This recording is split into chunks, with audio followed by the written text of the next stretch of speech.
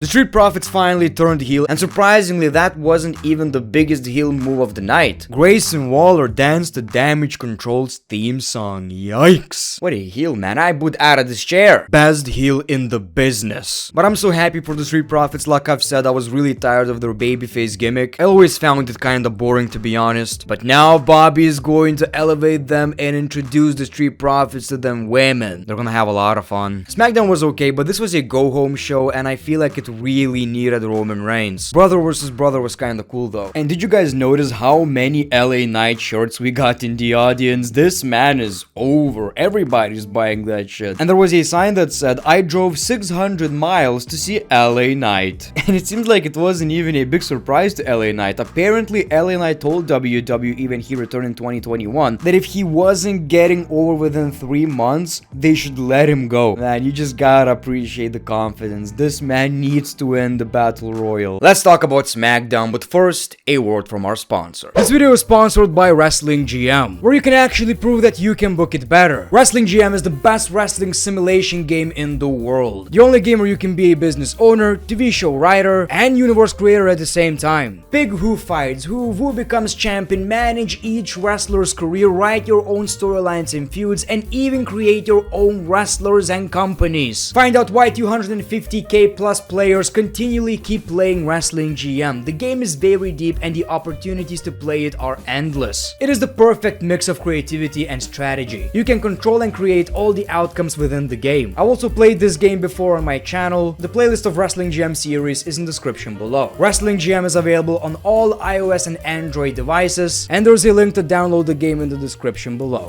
Welcome back, ladies and gentlemen, to another episode of Greatness of SmackDown. Let's talk about what happened. Now, this show kicked off with LA Knight versus Sheamus. Before the match, LA Knight cut a promo about his Battle Royal opponents. He sees a group of stooges. He made fun of The Miz, took a few shots at Sheamus, and of course the crowd responded accordingly. He talked about Sheamus's accomplishments, but he hasn't been beaten by LA Knight yet. So then we got the match. Pretty interesting because we all want to see if LA Knight is finally going to win. What I liked about this match is actually Michael Cole's commentary. He really tried to put over LA Knight right here. You can tell that WWE are ready for that push. Michael Cole mentioned things like LA Knight reminds us of people from the Attitude Era. He talked about how over he is with the WWE audience, so you can tell WWE are happy with LA Knight. But I completely forgot that it's so obvious we're going to see a lot of people interfere in this match, and that's exactly what happened. But LA Knight still managed to pick up the W. He got attacked after the match, and the segment ended with LA Knight's music playing, so that's good. Now, normally when someone wins on a go-home show,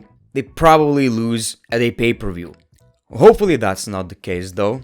Hopefully that's not the case. Everyone is arguing backstage and Adam Pearce had to make the match. The OC versus the Brawling Brutes. Not necessarily something I would be really interested in. I was like, why am I really watching this, right? This is a go-home show. Who cares? But there was a big reason why we got this match. The Street Profits attacked everyone in suits and they sent a message. I believe this is a heel turn, right? I mean, they even attacked babyfaces for no apparent reason. We got Bobby, everybody chanting Bobby. Dude, Bobby is really over. Man, I really hope this is going to work. This already looks so great. The potential right here is absolutely crazy. And you can tell Bobby is really excited about this, man. He appreciates that crowd reaction. It's awesome. I love the fact that factions are big in pro wrestling again. Like, that was kind of forgotten back in the day. I don't know if it's gonna be called the Hurt Business, but this version of the Hurt Business has even more potential. It was clear that WWE didn't necessarily care about Shelton Benjamin anymore or Cedric Alexander, which was a shame. Then Paul Heyman talked about Roman versus Jay. This is not what Roman wanted to happen. If there is anyone to blame for Jimmy Uso currently being on the shelf, it's Jay Uso. He also told Jay he will never be the tribal chief. Jay says tomorrow he'll beat Reigns with chairs, tables, everything. He's bringing all of his passion, the spirit of his ancestors. We also saw Solo Sikoa. Jay tells Solo Sikoa to chill, and he told Solo Solo that the exact same thing that happened to me is going to happen with you. He warned Solo not to trust Roman. Heyman asks Jay if he really thinks Sikoa believes what you're saying, and Solo did look confused. He told Heyman to leave, but got super kicked by Jay. Yeah, man, I wish we got Roman in this one. I feel like the previous segment we got with the Bloodline should have happened tonight. Cameron Grimes versus Austin Theory. Now that's pretty random. Austin Theory is not gonna be at SummerSlam,